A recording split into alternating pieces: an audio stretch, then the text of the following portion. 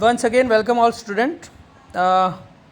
Today we will start our first unit and first topic, and that is cell cycle regulation. I don't understand that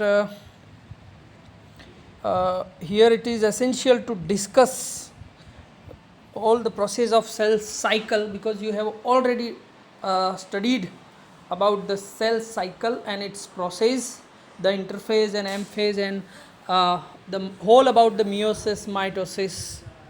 So in this topic today I am going to discuss about the regulation of the cell cycle, not the process of the cell cycle. दोनों अलग चीज़ें हैं, एक है cell cycle और दूसरा है cell cycle का regulation. So first of all, I would like to introduce the basics of cell cycle.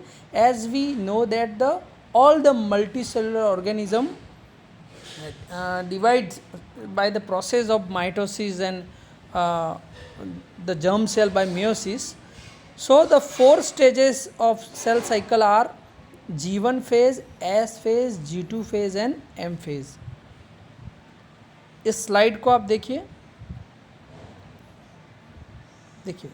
G1 phase is called as first gap phase, S phase को कहते हैं synthesis phase, G2 phase second gap phase and M phase mitosis phase, जिसमें actually जो है वो cell divide होती है. इसमें आप एक G0 फेज़ भी देख रहे हैं, है ना. इस डायग्राम में आप ये वाली जो देख रहे हैं,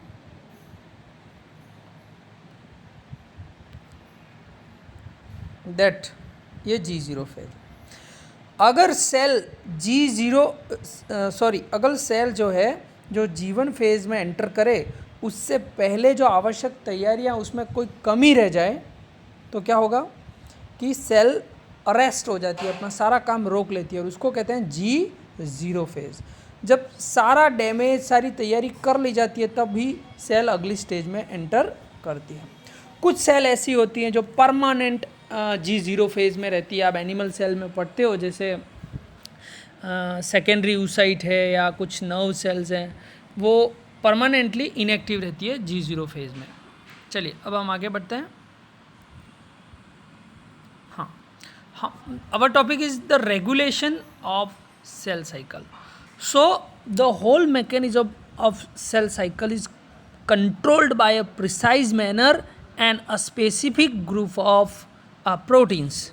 So there are three groups of protein which control the cell cycle, namely cyclin, CDK protein kinases, protein phosphatase and ubiquitin protein ligases. So first of all we will discuss about the cyclin CDK protein kinases. So as we know that the kinases are the protein which add phosphate group to the other target protein. cyclin CDK जो होते हैं, देखिए इस slide को देखिए. The passage through the cell cycle is controlled by a special protein kinases which has two subunits. इसके दो भाग होते हैं इस प्रोटीन काइनेज के. काइनेज कौन से प्रोटीन होते हैं? जो किसी भी टारगेट प्रोटीन में फॉस्फेट ग्रुप को ऐड कर उसको एक्टिवेट करते हैं. तो इस प्रोटीन काइनेज के दो पार्ट होते हैं, cyclin and cyclin dependent kinases, जिसको कहते हैं CDK. इसकी जो साइक्लिन है वो रेगुलेटरी यूनिट है और जो CDK है वो कैटालाइटिक यूनिट है. इसमें इस स्लाइड को आप देखिए, यहाँ पर देखिए आप, जब साइक्लिन और CDK ये दोनों आपस में जुड़ जाते हैं तो इसकी काइनेज एक्टिविटी एक्टिव हो जाती है. काइनेज एक्टिविटी क्या होती है? जो टारगेट प्रोटीन में फॉस्फेट ग्रुप को ऐड करती है. तो देखिए ये साइक्लिन और CDK में ये जो फॉस्फेट ग्रुप है वो इस टारगेट प्रोटीन को डोनेट हो रहा है, जिससे ये टारगेट प्रोटीन एक्टिवेट हो जाता है. So how it can possible? When there is association of cyclin and CDK. CDK can't alone donate the phosphate group.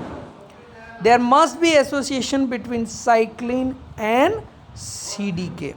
So in the progression of the cell cycle, there is a mechanism to increase and decrease the concentration of cyclin. अगर cyclin की concentration ज़्यादा होगी तो CDK activate होगा, और further phosphate group target protein को जुड़ेगा और वो प्रोटीन एक्टिवेट होगा। लेकिन साइक्लिन की कंसंट्रेशन कम हो गई, साइक्लिन ब्रेक डाउन हो गया, तो सीडीके जो है वो अपना काम नहीं कर पाएगा। तो होल सेल साइकिल में इसका जो मेन कंट्रोल मैकेनिज्म है वो इसी साइक्लिन सीडीके के द्वारा कंट्रोल होता है। जब टारगेट प्रोटीन को एक्टिवेट करना होता है, साइक्लिन सीडीके का एसोसिएशन हो जाता है। जब वो काम समाप्त हो जाता है तो साइक्लिन अलग होकर डिग्रेड हो जाता है, जिससे अब सीडीके उससे सेपरेट हो जाता है और सेल साइकिल की जो नेक्स्ट स्टेज है वो आगे प्रोग्रेस करती है। तो सेल साइकिल की जो डिफरेंट फेजेस हैं, उस प्रत्येक फेज के लिए पर्टिकुलर साइक्लिन है और पर्टिकुलर सीडीके है। So here you can see in this index for the vertebrates there are four groups of cyclin CDK, namely G1 CDK, G1 CDK, G1S phase transition CDK, means in between G1 and S phase, third S phase CDK and M phase CDK, mitotic phase CDK. So there are four type of cyclin CDK, G1, G1S, S CDK, M CDK. अब उसके लिए cyclin कौन से होते हैं, इनका नाम देखिए, D cyclin, E cyclin, A cyclin, B. Cyclin D के साथ एसोसिएशन करने वाले सीडीके कौन से हैं, partner CDK4 and CDK6। For the cyclin E CDK2, for the cyclin A CDK2 and CDK1, and for the cyclin B CDK1। So what does this index indicate?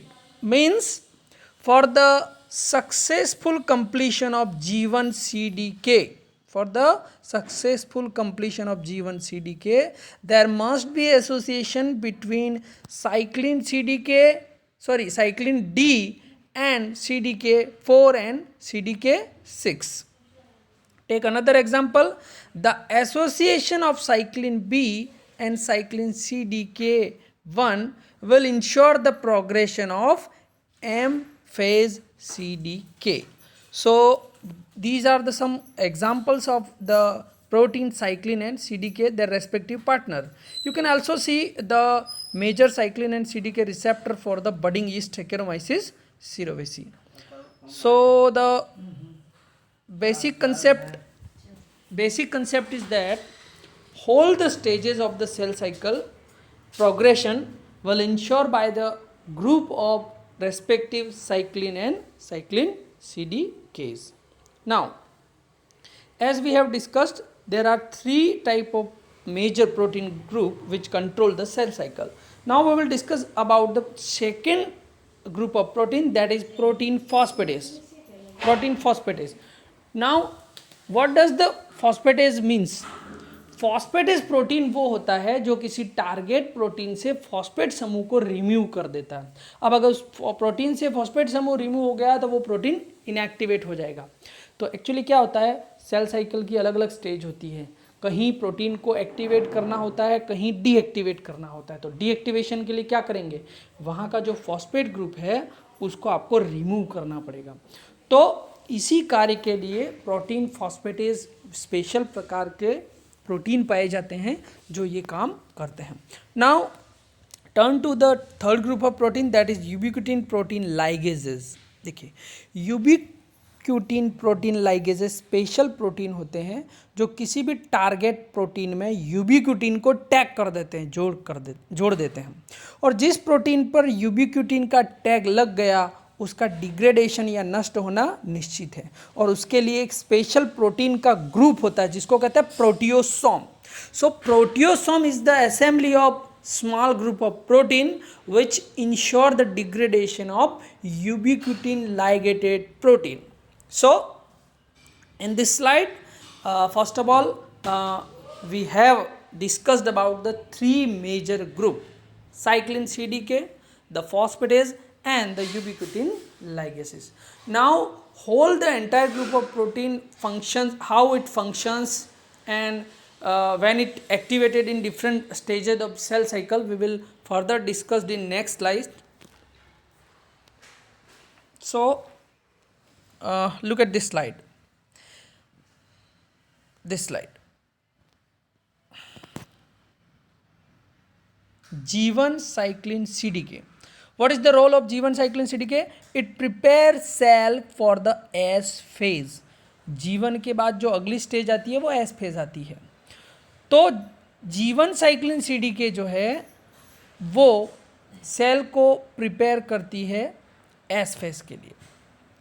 अब जब cell prepare हो जाती है S phase के लिए तो यहाँ पर एक सेकेंड ग्रुप ऑफ प्रोटीन काम करता है जिसको कहते हैं SCF ubiquitin protein ligase. SCF ubiquitin protein ligase actually क्या होता है, एस फेज को रिप्रेस करने वाले कुछ प्रोटीन होते हैं, उन प्रोटीन को डीएक्टिवेट करना ज़रूरी होता है. तो यहाँ पर SCF यूबिक्विटिन प्रोटीन लाइगेज क्या करता है, ये एक तरह का यूबिक्विटिन लाइगेज प्रोटीन है. मतलब कुछ ऐसे टारगेट प्रोटीन होते हैं जिसमें यूबिक्विटिन को टैग कर देता है और उसके पश्चात SCF जो प्रोटीन कॉम्प्लेक्स है वो उन प्रोटीन को डीएक्टिवेट कर देता है जिससे सेल साइकिल का प्रोग्रेशन हो पाता है. Now come to the third stage which is S phase. For the successful completion of S phase there is another group of cyclin CDK which is known as S phase cyclin CDK. Now what is the role of S phase cyclin CDK? As we know that the S phase is called as synthesis phase in which the DNA get replicated. For the replication of DNA, we know the whole machinery about the replication. There are certain factors and transcription factors, replication factor are required for the duplication of DNA. So whole the protein which is required for the DNA replication must be activated, and this activation is assured by the S phase cyclin CDK. Now come to the third point, mitotic cyclin CDK. Mitotic cyclin CDK activated early steps in the mitosis. As we know that there are 4 steps: prophase, metaphase, anaphase and telophase, combinedly called as M phase. और इस M phase को शुरू करने से पहले कुछ और तैयारियां होती हैं जिसको पूरा करता है माइटोटिक साइक्लिन CDK. अब बात करते हैं M phase की. M phase में आप देख सकते हैं यहाँ पर ये APC ubiquitin protein ligase induce anaphase. देखिए प्रोफेज हो गया, मेटाफेज हो गया. मेटाफेज से एनाफेज कब ट्रांजिशन होगा, यहाँ पर एक और यूबिक्विटिन टैग करने वाला प्रोटीन होता है जिसका नाम है APCC. ये क्या करता है, कुछ स्पेशल प्रोटीन होते हैं उसको डिग्रेड कर देता है और उन प्रोटीन के डिग्रेडेशन से इंश्योर हो जाता है क्या कि अब सेल मेटाफेज से एनाफेज में एंटर करेगी. एक और ग्रुप डिस्ट्रक्टिव ग्रुप होता है प्रोटीन का, that is APCC and CDC14 phosphatase. ये क्या करता है, माइटोसिस की जो लेट स्टेप है, लास्ट टीलोफेज, उसमें एक्टिवेट होता है. इस फेज को पूरा करने के लिए भी कुछ प्रोटीन को सप्रेस करना ज़रूरी है. Some group of protein must be suppress और degraded which is ensured by the another group of proteolytic destructive group of protein which is known as APCC and CDC14 phosphatase. As we have discussed, what is phosphatase? The phosphatase are the group of the protein which remove the phosphate from the target protein, which results in ultimately inactivation of the protein. So here today in this slide, in whole slide, we have only discussed about the proteins, group of the protein which control the cell cycle, which is cyclin CDK, protein phosphatase and ubiquitin ligase. cyclin CDK क्या करते हैं, particular cell की phase के लिए जो protein आवश्यक हैं उनको एक्टिवेट करते हैं. फॉस्फेट क्या करते हैं, फॉस्फेटेज टारगेट प्रोटीन का जब काम पूरा हो जाता है उसमें से फॉस्फेट को रिमूव करते हैं और फॉस्फेट को रिमूव करने के बाद उन प्रोटीन को इनएक्टिवेट कर देते हैं. Third, ubiquitin ligase. ये क्या करते हैं, कुछ प्रोटीन ऐसे होते हैं जो सेल साइकिल को रोके रखते हैं, सप्रेस करते हैं. अब उनको डिग्रेड नहीं करेंगे तब तक सेल साइकिल आगे नहीं बढ़ेगी. तो यूबिक्विटिन लाइगेज प्रोटीन क्या करते हैं, ऐसे प्रोटीन पर यूबिक्विटिन का टैग लगा देते हैं और जिन पर भी यूबिक्विटिन का टैग लग जाता है वो प्रोटियोसोमल ग्रुप के प्रोटीन द्वारा डिग्रेड हो जाते हैं. So this is all about the groups of protein. In next slide we will study about the checkpoint and the actual mechanism of cell cycle regulation.